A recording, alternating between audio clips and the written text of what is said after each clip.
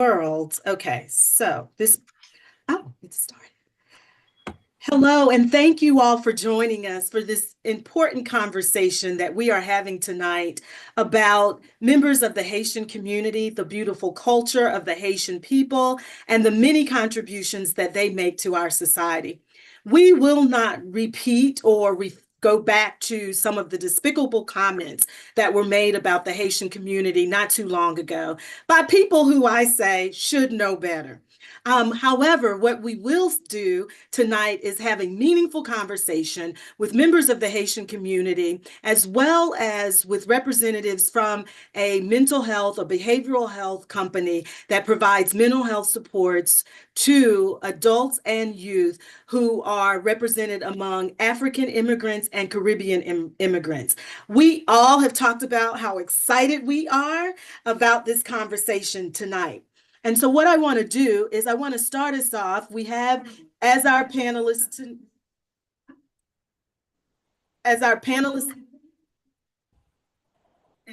conversation that we are having tonight about members of the Haitian community, the beautiful culture of the Haitian people. That sounds like I'm getting some feedback from YouTube. So let me mute.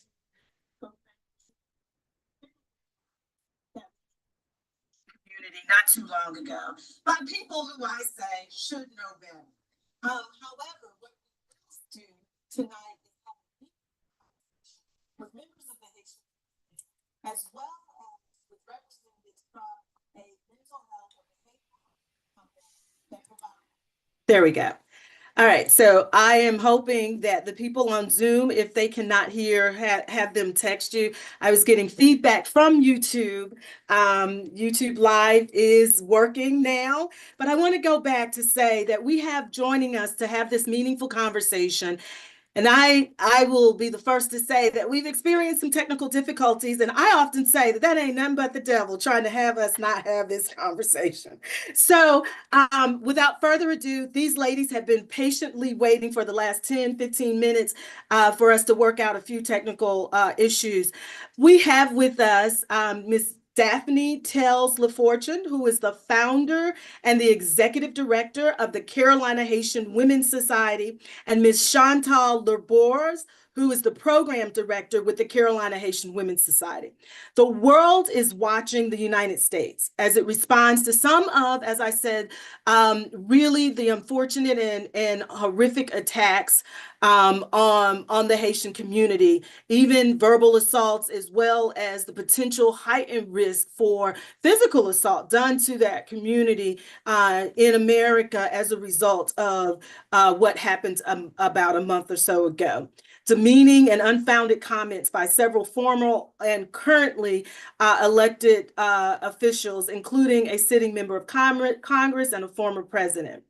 As members of the Haitian community, we're going to have Ms. Chantal Lerbors as well as Ms. Daphne Tells LaFortune talk to us a little bit about the work that they are doing with the Carolina Haitian Society, Women's Society, and how they are helping to mitigate some of the harm that has been done. But before we delve into the conversation, ladies, I will start with you, Daphne, as the founder of the Carolina Haitian Women's Society, to tell us a little bit about your background and what led you to found the society, and then we'll toss it to Chantal. So I will start with you, Daphne. And you are muted. There you go. All right. Thank you for holding this space for us to have this conversation. It's very much appreciated and needed. So I founded the Carolina Haitian Women's Society for the main goal is to create a support network among Haitian American women in the Carolinas. Many of us are transplants from other locations like New York or Florida, where there are larger, more cohesive Haitian communities. And here in the Carolinas, we're forging it from the ground up. Many of us have come here in the last 10 years, whereas others in the community, like Chantal, have been here for decades. And we're just still trying to form a glue, if you will. And there's I always believe there's no greater power than when women connect and when women are empowered and empower one another. And so that's always been my passion and my focus is in the upliftment of women, and especially women, of course, in my community. So that's the bare minimum reason, the premise of the organization, to provide support among one another. Wonderful. Thank you. And Chantal, tell us a little bit about your background and the work that you do. My background is in education, learning and development. I was very excited when Daphne asked me to be the cultural program director. Um, I believe that understanding culture, sharing culture is powerful because not only it uplifts the culture, it also gives an opportunity for exchange, an opportunity for understanding, and opportunity for collaboration. So that's my little piece. Wonderful. And you are Haitian, of Haitian descent, correct? Yes, I am. Yes, I That's am. right. So let's jump right in. How did the comments that were made, and actually, I often say that there's the smoke and then there's the fire. And a lot of times we react to things that we hear in the media or see in the media, and many of us are, flabbergasted. We can't, we're astounded. We can't believe that someone has just said that, when the reality is many communities live it, and they experience microaggressions as well as outright aggressive behavior and discrimination. Um, uh, you know, uh, Communities that are stigmatized on a daily basis, right, or operate under stigma. So, how did this impact the work that you ladies are doing after that experience that we shall not talk about anymore, but in detail?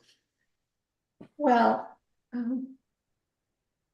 we I can speak for myself. And then I didn't want to focus on the comment. I didn't want to give my energy to the comment, but I knew that many of our Haitian brethren would have issues, especially the ones in Springfield, Ohio, that they would be impacted mentally, as you mentioned. They're in physical harm, maybe because of those comments. And so my approach was, what is really going on? And we know that as far as these types of comments, they're nothing new, as you said, Right. nothing new to our community, nothing new to other immigrant non-white communities. So what is behind it? Political gain, things like that. So we wanted to give space for discussion. We wanted to collaborate with other people to make sure that if there are resources that could help, if there are opportunities to, I don't want to say dispel, that's not our job. Opportunity to showcase the culture, opportunity to have conversations. That's where our focus and energy would be. That's great. And that's what landed us here with you today, which I'm so appreciative. Daphne, what effects did you see immediately following, and any long-term or effects that continue? Well, I for one, I was angry, um, and deeply just exasperated and frustrated over the comments. I mean, it just hit, although, like Chantal said, uh, this is nothing new. I just feel like this was like a new low. And so I just feel like knowing who our people are, as hardworking as we are, we literally, we put our heads down and we work and we go to church, we, raise our families, we mind our business.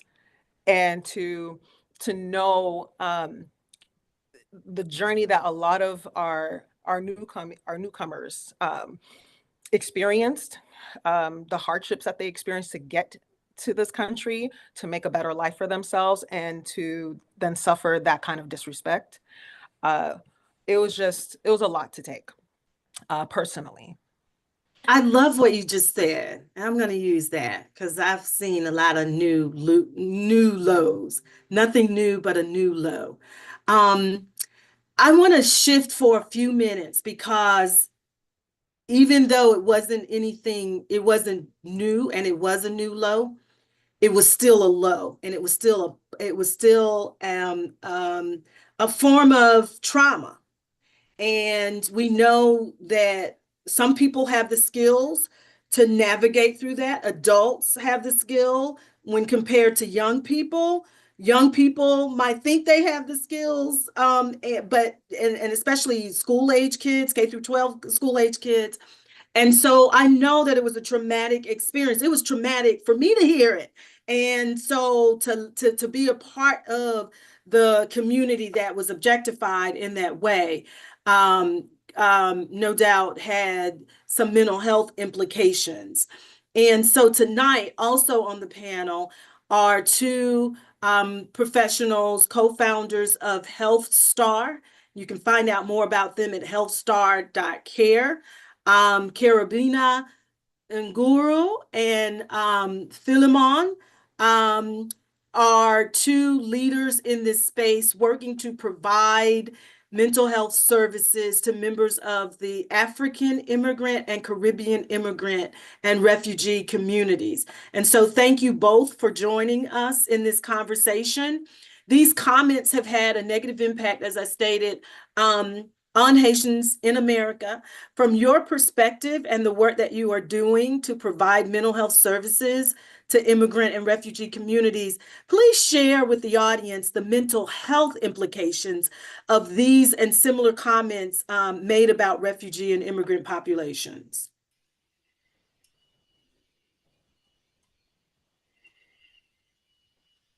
And that's to either Kay or Philemon, and you can do a brief introduction, whichever one. Yes. All right. I am Philemon, as Dr. Laws mentioned. We are so happy to have you all here today to share this very important conversation with us. So, briefly on my background, I am an immigrant to the United States of America, this beautiful country. And I have a background in public health and technology. And now, because mental health is something that I've been passionate about from the beginning, so Kay and I, who share the same common view with respect to mental health, decided to come up with a health star which focuses on immigrants and refugees mental health. So, with respect to what the challenges that immigrants typically face in this country, there are a lot of many different myths and assumptions and derogatory slangs that are typically rooted on ignorance and sometimes prejudice that typically it's not taken lightly by immigrants from all area, although this one specifically targeted, those from the Haitian community. Once when I step out of my house, they see me, I look like my Haitian brother. They can't tell, who is Haitian and who is Cameroonian and who is That's Tanzanian. right. So it That's right. literally everything comes to us all. So, and this kind of derogatory comments, kind of it results in discrimination within the community. Look at how it went on social media. Look at kids being made fun of in school. It kind of drives low self-esteem amongst children. Specifically, you mentioned earlier that sometimes adults have ways to navigate it, and children think that they understand ways to navigate it, which is not true. It can result in isolation when they get to school. It can result in them not being able to fully participate in the activities in which they are supposed to participate in. And all these things have a lot of, I can't go, there are a couple of, like you mentioned, this was a low, but there are many more slogans that I've heard as an immigrant in this since I moved to the United States that have affected me as an adult. Let me just highlight a couple of examples. Mhm. For example, an immigrant in the United States is, first of all, being labeled as, hey, not smart enough, probably because they can't speak English well. And if they're already facing that stigma of them being assuming that they are not very smart enough because they can't speak English well, and they are struggling to thrive in that kind of environment, then you come to add with derogatory comments like that, guess what happens? It just limits their ability to be able to do well, whether in school, whether when it comes to interacting with others. Like we can name many more stereotypes. For example, there's also a misconception that, hey, once you see every immigrant, they are undocumented. I've heard this across political platforms referring to every migrant as an undocumented immigrant. That already drives a community stigma once you see that immigrant. That already sometimes it drives racial profiling, which is something that immigrants go through every day. And when you have national big platforms like big people who have been respected by the community also through some kind of despicable remarks on these communities, coupled with what they are already facing, it's something that really affects their cycle, their state of mental health. We have also heard about before people say, hey, people from coming from Haiti, from Africa, they come with diseases. And you have heard people make comments like, hey, do people have HIV and AIDS? Is it Ebola everywhere when you go here?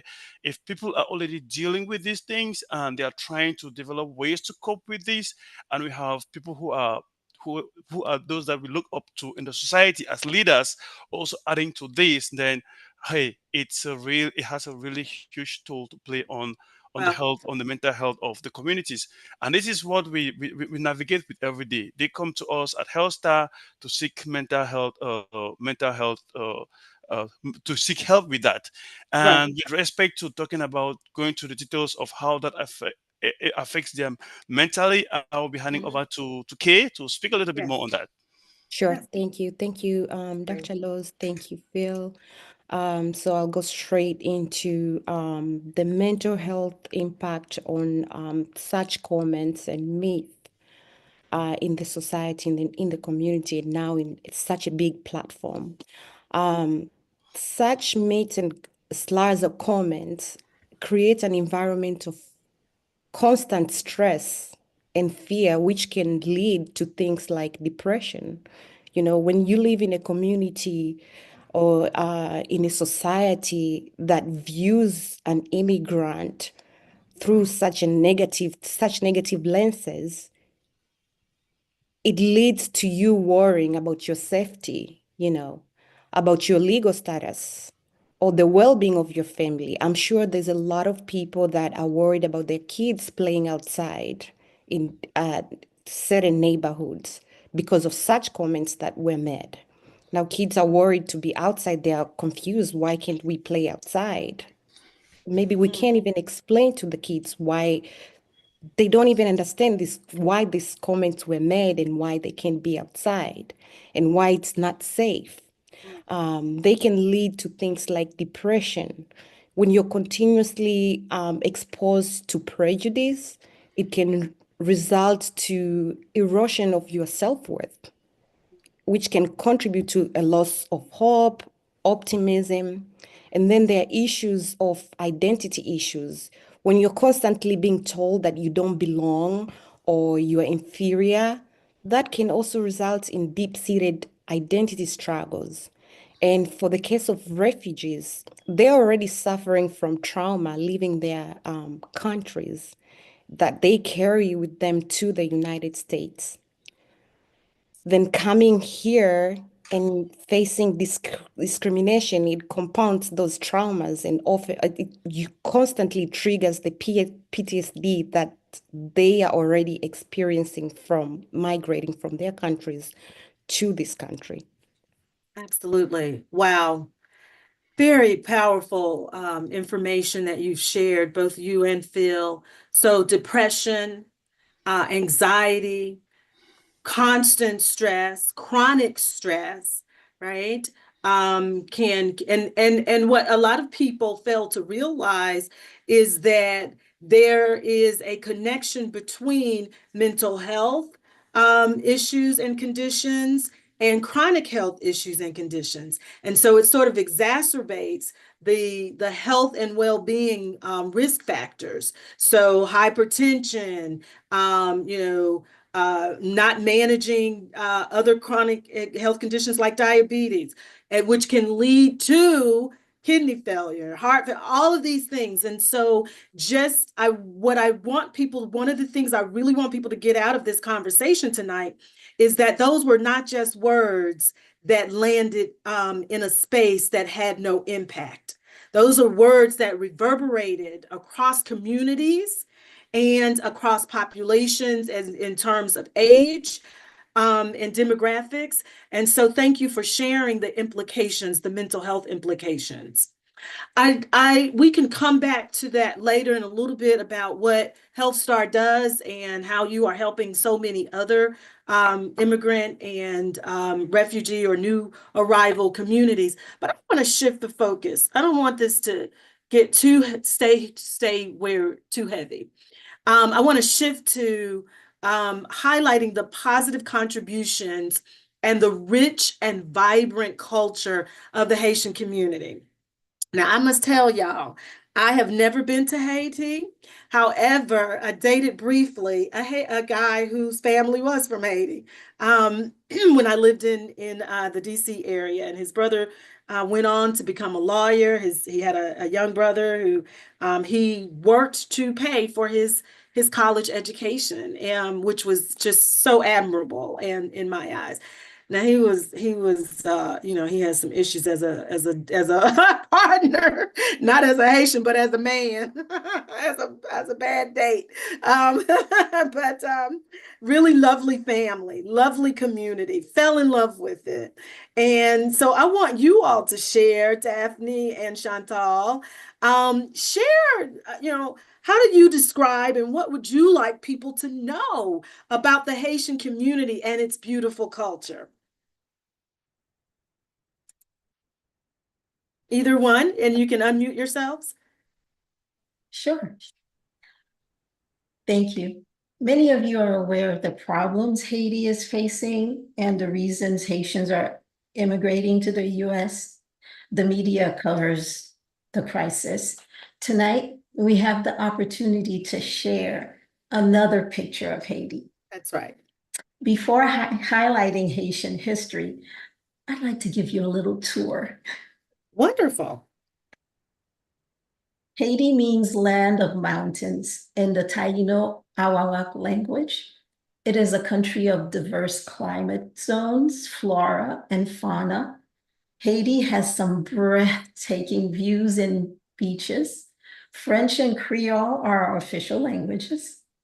Our art is colorful, vibrant, packed with symbols and meanings, full of social and political commentary using satire and irony. Our foods, just like our music, have African, French, and Spanish influences. We value family and community. We know that together we are able to accomplish the impossible.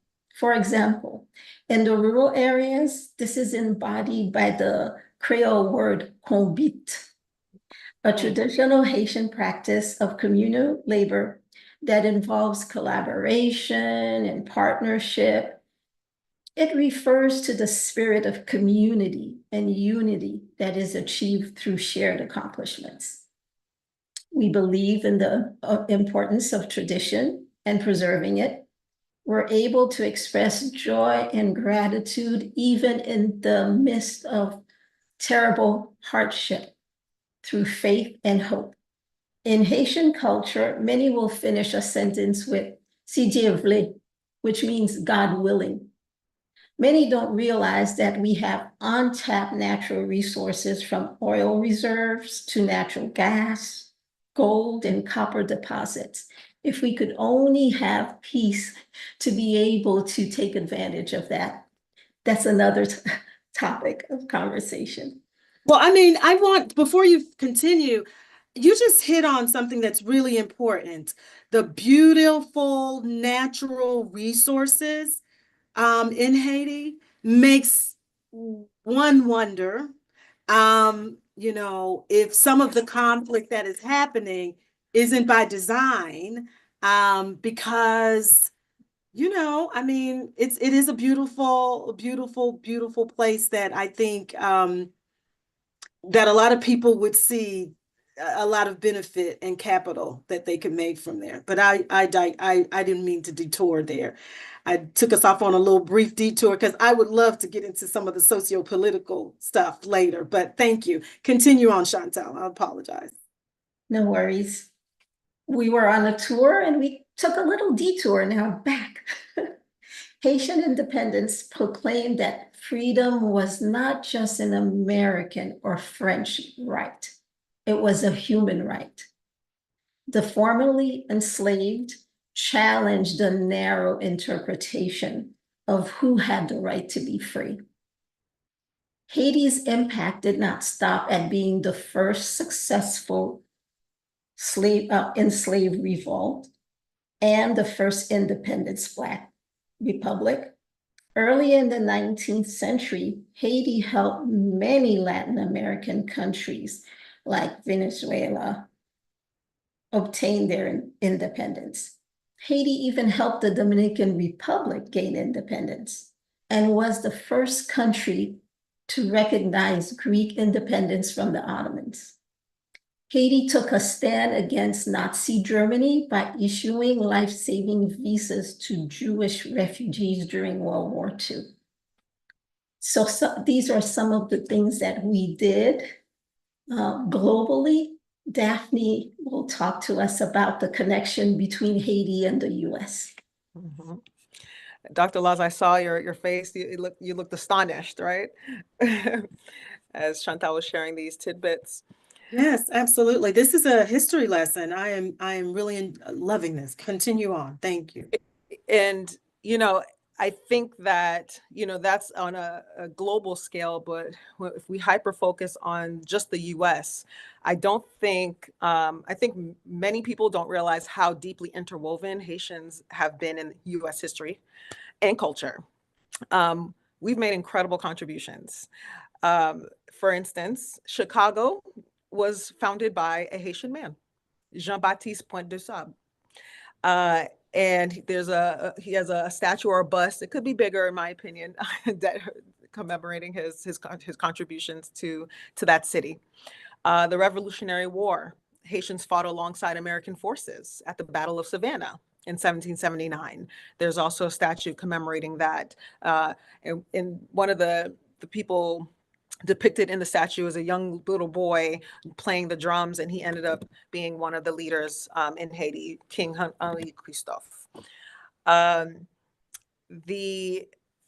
I just came back from this city for my birthday. I love New Orleans. We've been there many times, and part of the reason I love New Orleans so much is the connectedness between New Orleans culture and Haiti.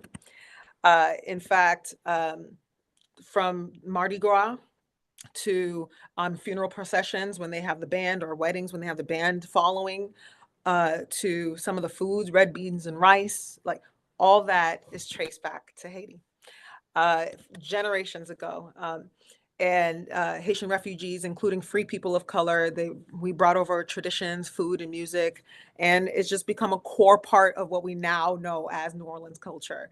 And they have Haiti to thank for that, largely to thank for that, because of course it's an amalgamation of different cultures as well. So when we talk about the contributions of Haitians, I mean, you also have in present day, you have the current president's press secretary, who's now his senior advisor, Karine Jean-Pierre. She's a Haitian American. The first woman president of Harvard University, thank you very much, was Dr. Claudine Gay, a Haitian American. And so we're deeply entrenched. For a lot of people, maybe in the Midwest, maybe somewhere else, maybe they're just now learning about Haitians. They're just now, but we've been here.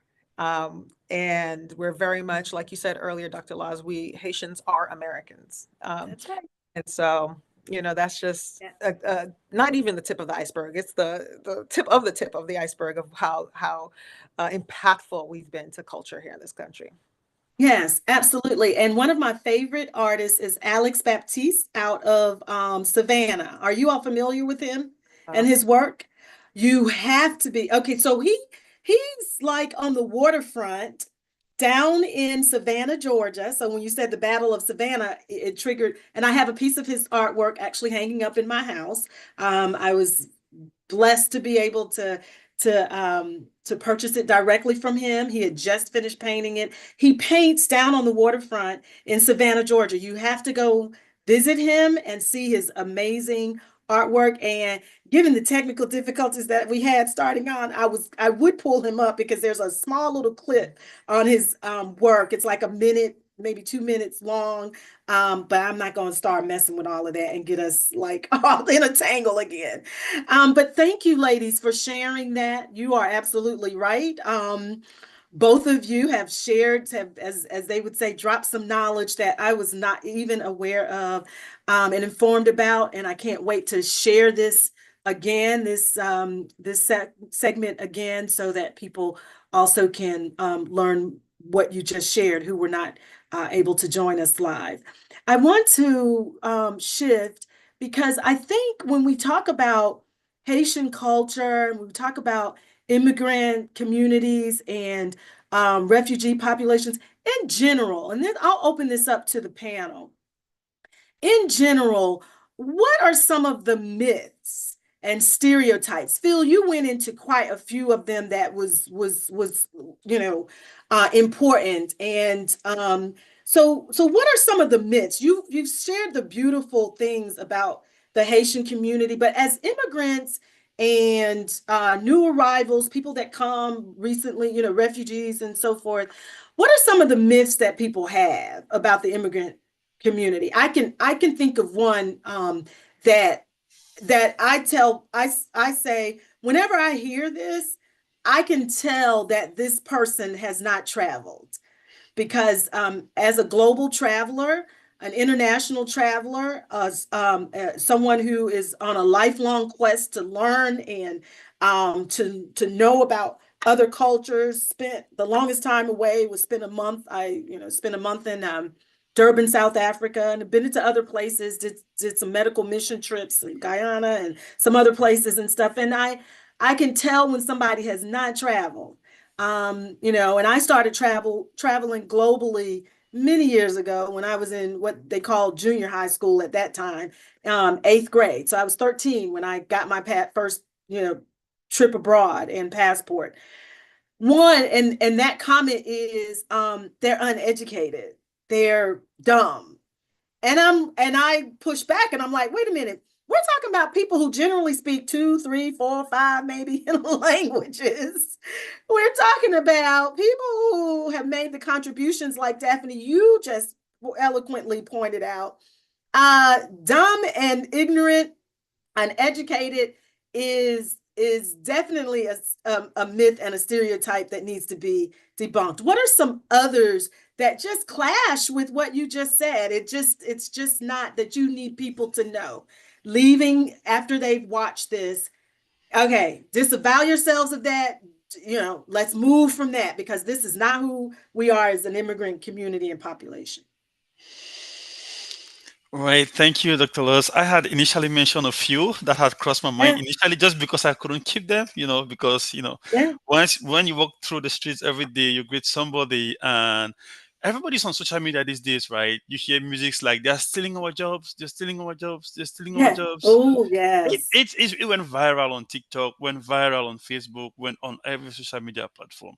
So when things come like that, what happens is typically targeting the immigrant community. Like I mentioned initially, when they hear your accent, they can't tell if you're Rwandese, you're Congolese, right, you're Haitian. You struggle to to speak the English. So anything that targets a particular group targets every one of us. Every one of us. So those are the kind of slurs that we hear. Oh, they're stealing our jobs. No, they are not stealing our jobs. When you bring those kind of rhetorics, what happens? It generates a false resentment and sometimes xenophobic attacks on the immigrant population. And it gets right. it even more difficult for them to find jobs, even if they are qualified to. Imagine someone who believes in those kind of comments, who is the one that is the employer. When you step up in front of the person, the moment you say something, they just assume, oh, here they're here to steal our jobs, Oh, he's struggling to speak English. I don't think he even has on. He will even understand anything that is written in the training manual. I've had people, my friends, come back and complain that, hey, they were promoting people to become trainers of trainees, but they didn't put them because they assumed that they couldn't speak English, whereas they could speak English just on a different accent. So I've also heard people. Have you ever heard of the term boat people? What? The first time somebody said, "Are you a boatman?" I was like, "What do you Boat. mean?" Oh, Yeah, okay. a Fresh from the boat. boatman. Yes. Yeah. Yeah. I was like, "Oh," he was like, "Are you not from Haiti?" I was like, "What do you mean?" I was like, "Oh, yeah, because I have my high school friends who are from Haiti. We used to call them boatmen."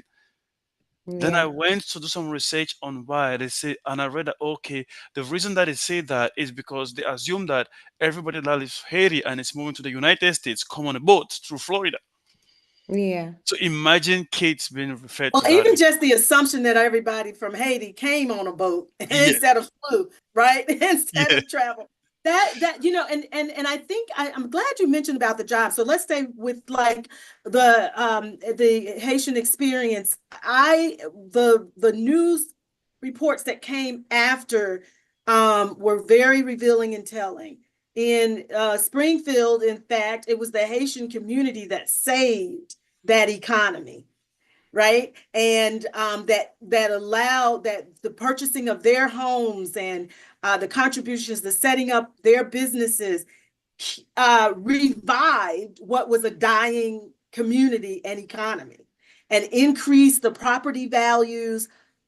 Just fascinating fact over fiction, right? So the fictions and the stereotypes and the misperceptions and so forth. And I think you find that similarly. Now, what I want people to know, especially in North Carolina, we have yes, a thriving Haitian community, but we also have, and especially among large growers, so at Mount Olive, down east, we have pockets of Haitian people who are working to support the agriculture business and farming, meat and so forth, in North Carolina as well. So when they said that about the Haitians in Springfield, it had an impact on the Haitian community in North Carolina. And we need to not ignore the fact that these are members of our community who are contributing to our economy. So, and not taking jobs away from people. They are actually creating jobs in many instances and in our economy. That's awesome. Anybody else, any other myths, things that Just not an additional myth, but just along what Phil just said. The fact that you have an accent does not equate to you being dumb. right. That's right. And it's actually I take it as a compliment. Having an accent and speaking another language, it means I had to learn that language.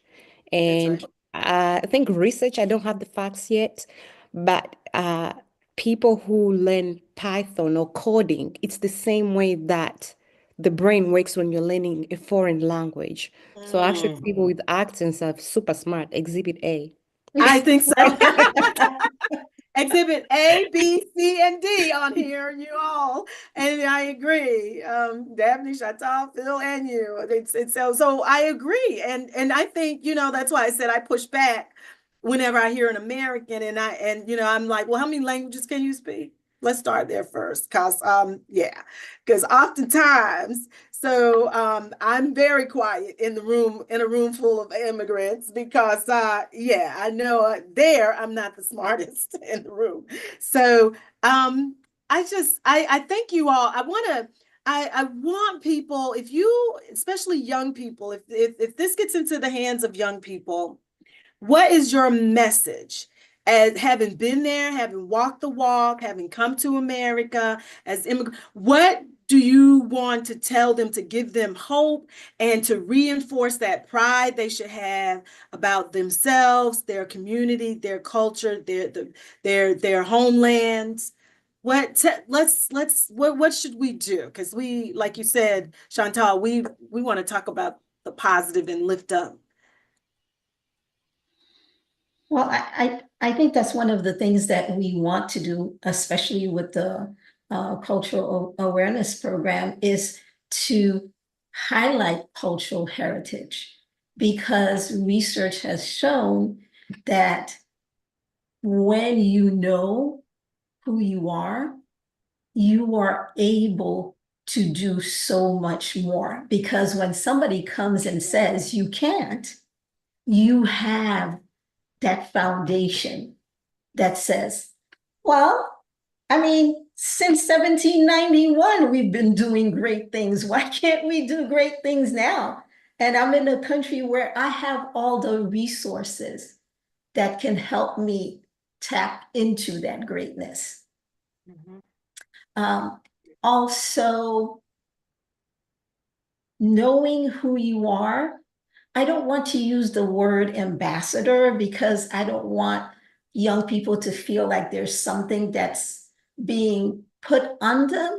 I think once you have that understanding of culture, not just your culture, other cultures, you are automatically an ambassador, because you know who you are. You know some of the things that have been accomplished, not just long ago, because there are a lot of things, as Daphne has mentioned, that we are doing now, right, as immigrants in the country, in the United States. So just to know that you are seen, you are valued, and in your culture, there is value that will allow you to bring value. Love it. Anyone else want to add to that? So we have an opportunity, and you know, once we post this and reshare it and people get a chance to view it, to reclaim the narrative and reframe the narrative. And so what is that narrative?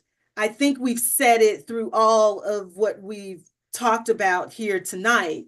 If you had, let's say, a minute to confront the person who made the comments that went viral, what would you say to them? G-rated version or? Yeah, the G-rated. The G-rated version. Well, peppered with a little bit. I mean, you can. You know, I would, definitely recount some of the facts that Chantal and I shared earlier about Haiti, because clearly they're not aware. But just to kind of echo what Chantal said earlier, it was very deliberate. Whether they believe what they're saying or not doesn't even matter to me, to be honest. It was the motivation behind it. They used, not so much they used, but they put at risk a community for their gain. And it's important for people who know better to call it out, to call it what it is. It's irresponsible. It's dirty. I'm not saying politics isn't dirty, but you're playing with real people's lives. If you're vying for the highest office in this land, do so on your merit, and not at the expense of people seeking solace and asylum and a better life. If you don't mind, I'd like to add, that's one of the things. Yeah, I realized I was mute, but I was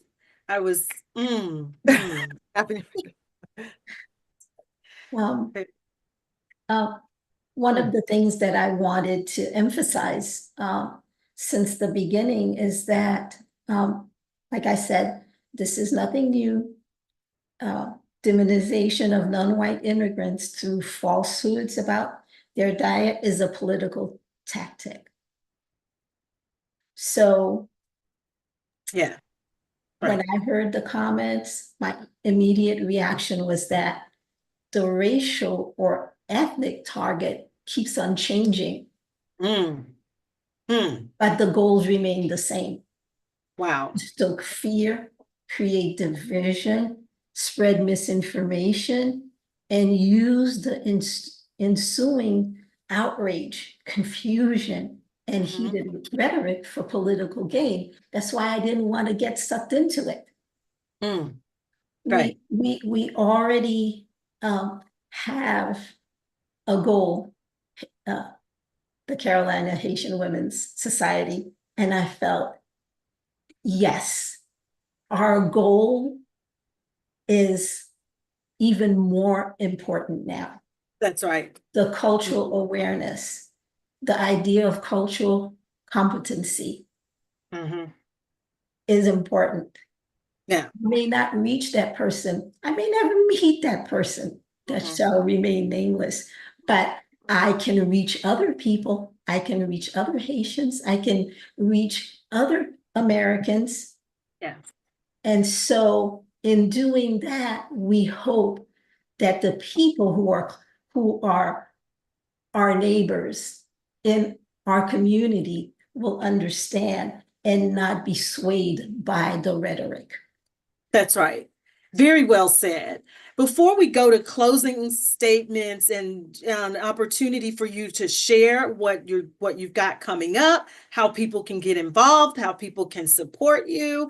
Yes, support financially, invest in the work that you are doing, put their money where their mouths are and their hearts and their interests. And I say, okay, so this rattled you. Okay, now what are you going to do positive about it? How are you going to turn that anger into something positive? In one way, I would encourage the audience is to invest in both of these organizations. But I want to go back before we open it up for you all to just share what you're doing and how people can get involved. I want to go to Health Star. So we know the mental health implications, and you've shared many of a lot of that. What are the barriers there? Because people aren't just going to pop up, right? So there are barriers to accessing mental health services for immigrant communities, for African immigrant community, for all immigrant communities in general, but we're talking tonight about African and Caribbean. What are some of the barriers, and how can people help people get access? Sure. I can talk a little bit on the barriers, and Phil maybe will speak a little bit on the solutions. One which we have spoken about already is language barriers. A lot of non-speaking immigrants and refugees struggle to access service due to lack of cultural component care and limited translation services. A report from actually the NCDHHS, which is the North Carolina Department of Health and Human Services, found that this is a 2021 report. They found that 25%, that's a huge number of immigrants cited language as a significant barrier to receiving health care. Another barrier is the cultural stigma. There is already a mental health stigma as is. And so mental health stigma is a significant barrier in many immigrant communities. There is another study in North Carolina. 46 of the surveyed refugees said that they would seek mental health service. They would not seek mental health services due to the stigma in their communities. I can give an example from my own experience. When I moved to America, I willingly left my country to move to America. So I wasn't displaced because of war or anything. So I had everything. But coming to America, there was already a cultural shock and everything else involved. But I did lose my mother 3 months after coming to America. And that was the first time that my doctors recommended I seek therapy. But my therapist was very kind enough to understand she might not provide me the help that I needed at the moment.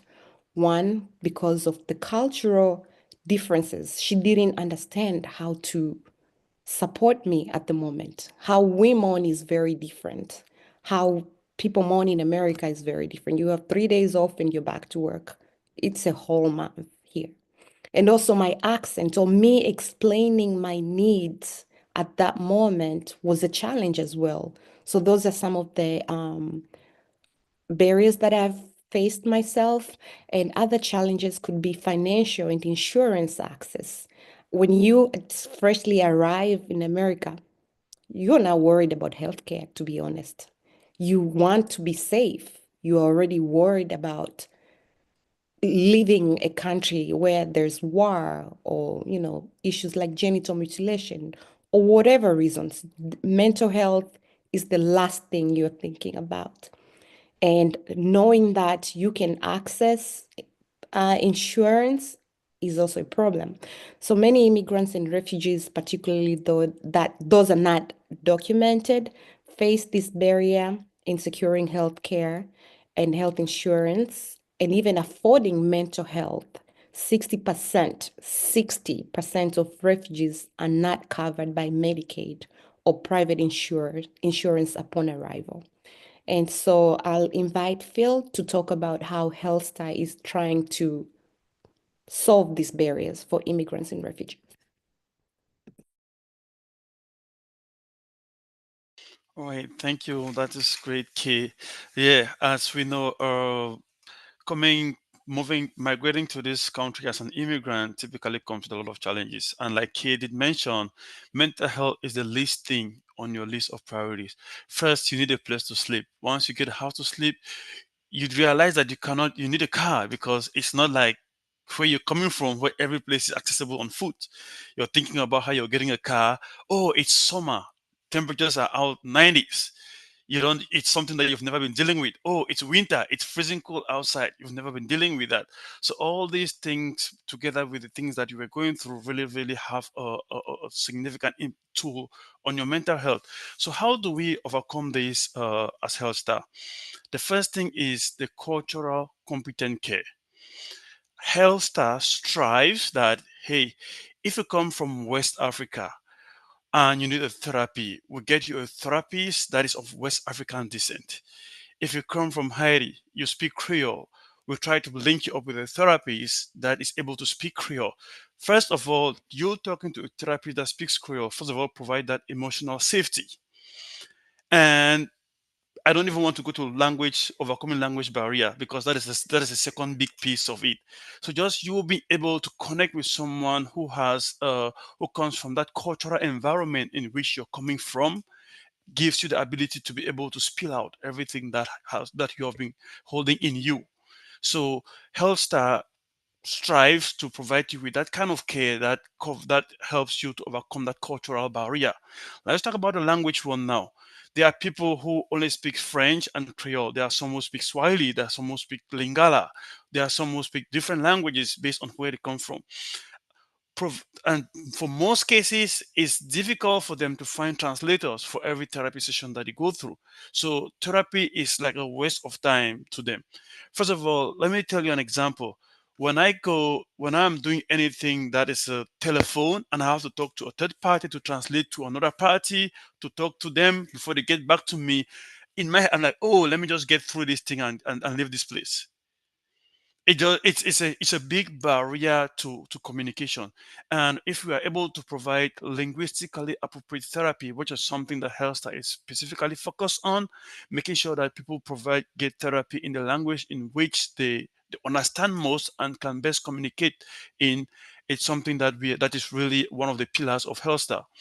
And another thing that we do is our community outreach education. This is a webinar that we organize. We have weekly sessions where we talk to immigrants on how to overcome barriers to accessing mental health, and once they are, and also encourage them to share this information with their in schools, churches, every social platform that they have. Hey, let us not, we understand that we are all Christians, we look up to God.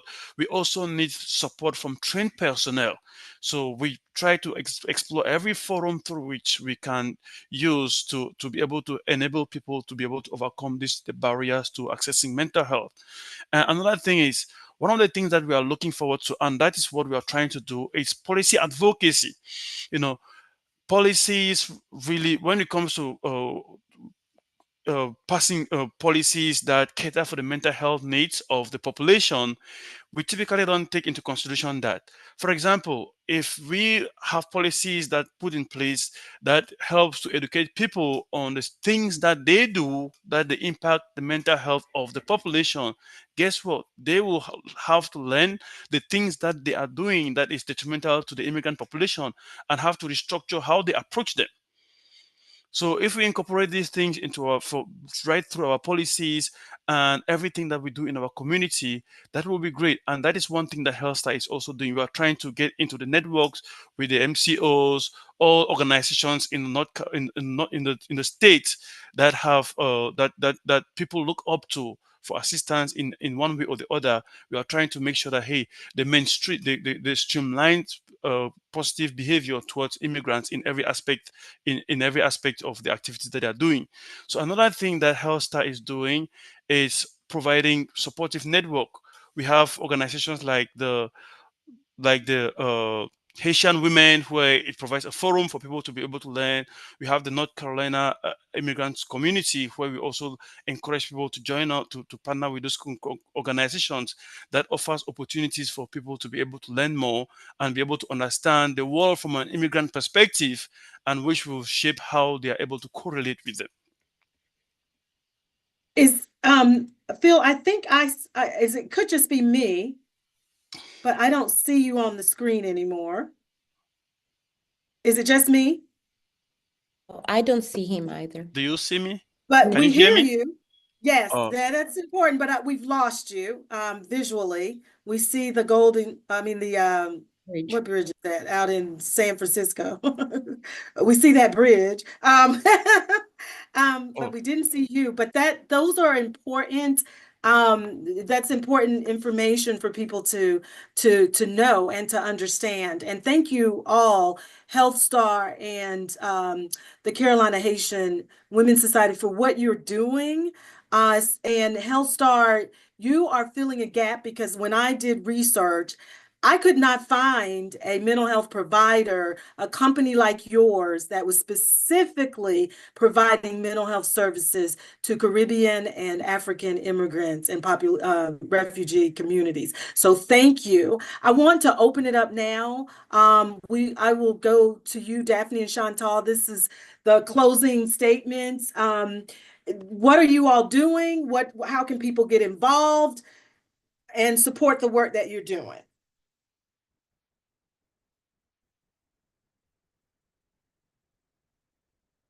I guess I'll go first. Okay. Okay, so again, I just want to express my appreciation for this conversation this evening. I think that whoever stumbles across this talk will walk away with some really good information. On ways to support the Carolina Haitian Women's Society. Uh, Firstly, and Chantal, she can talk about what we've done this year, and I can talk about what is coming down the pike. So, what I'm most excited about, it actually touches on what Phil and Kay were talking about earlier, how essentially, especially with young people, when they hear certain types of rhetoric, and whenever their particular community is maligned, how it can affect them, their mental and emotional well-being and their self-esteem. That resonated with me because of the staple program that we're launching next fall. It's a Haitian heritage school, which we are really excited about forging. It's needed. And we had the idea for the program even before all of this recent um, hoopla, and now it's now more, it's needed now more than even before, and the whole premise of the school is dedicated to teaching our youth about their culture, their language, their history, making sure it's passed down and preserved.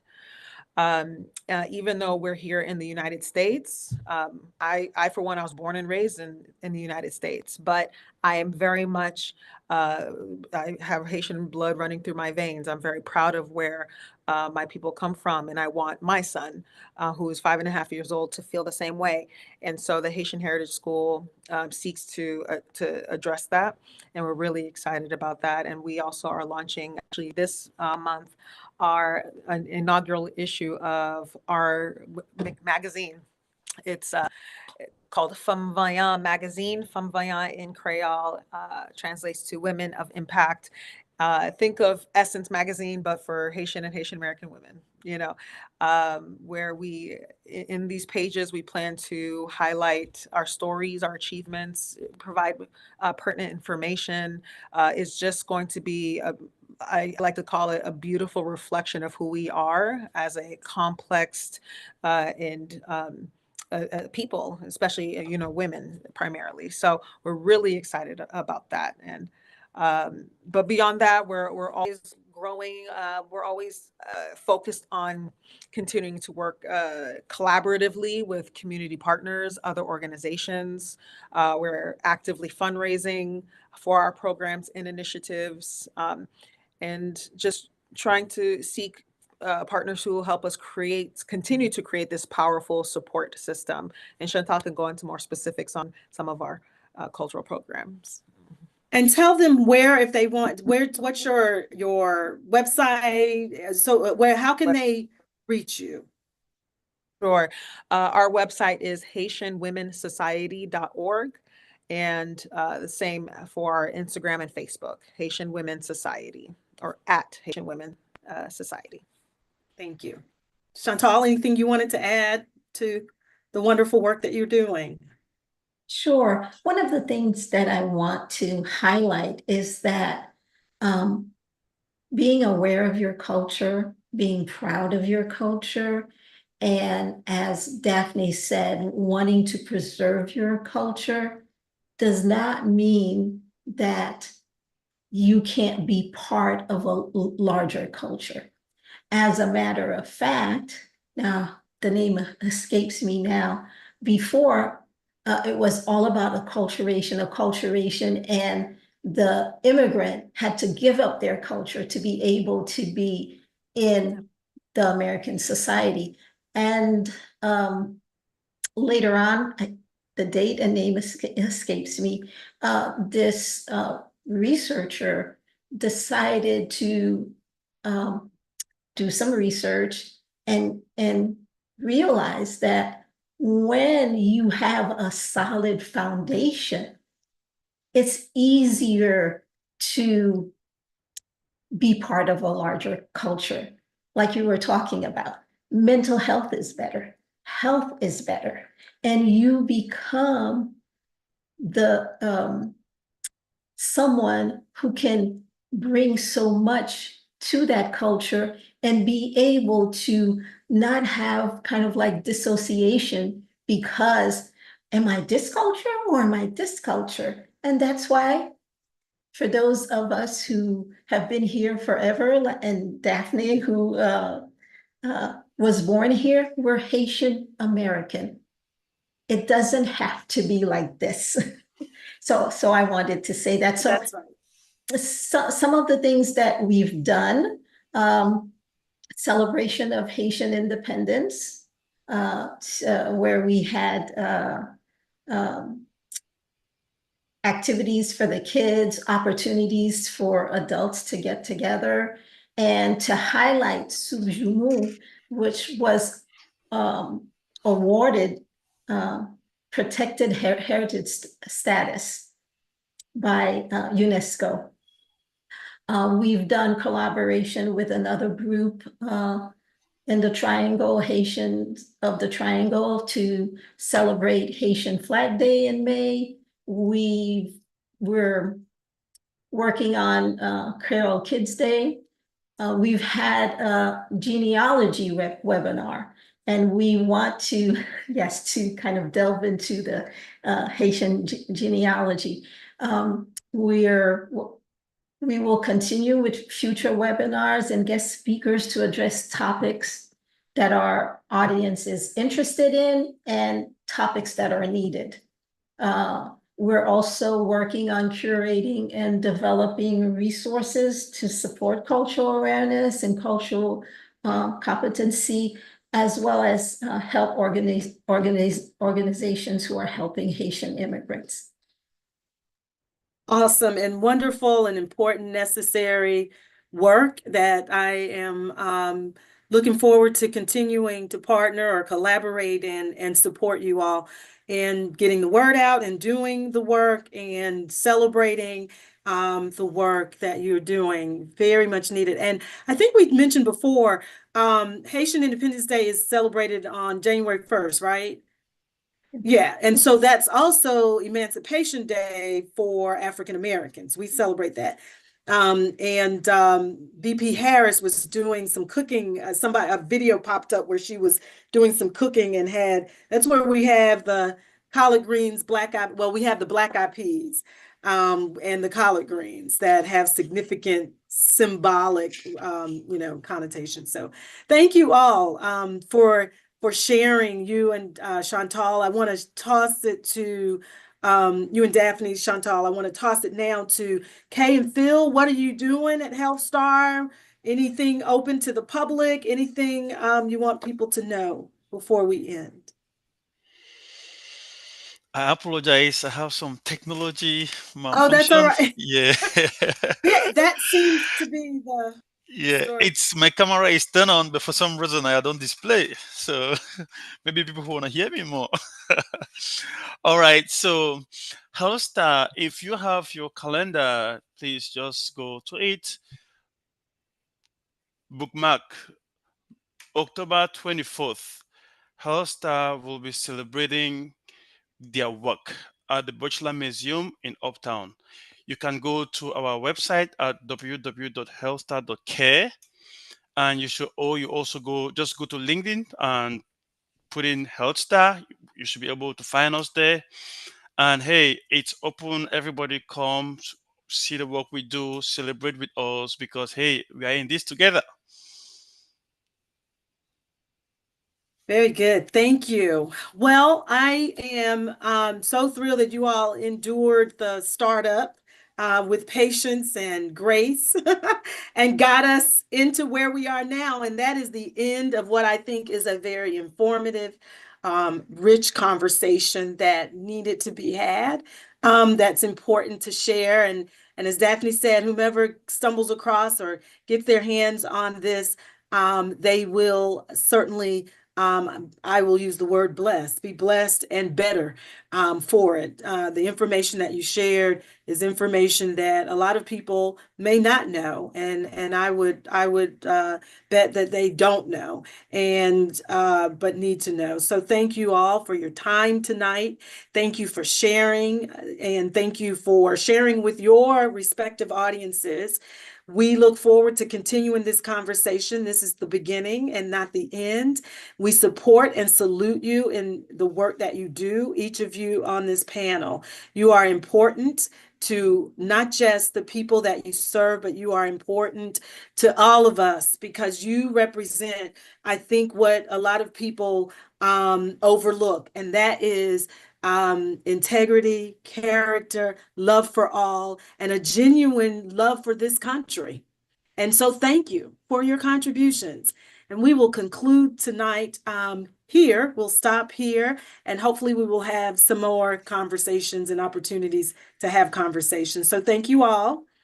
And thanks everyone who Thank you, joined Dr. us. Laws, for facilitating this. Yes. It was absolute pleasure. And I felt handicapped without Elizar doing this, but we made it. Indeed. We made it. Yeah. So I will see you, Kay and Phil, and hopefully Chantal and Daphne next week at the event. Looking forward to celebrating the work that you're doing to provide mental health services to African immigrant community. All right, thank you.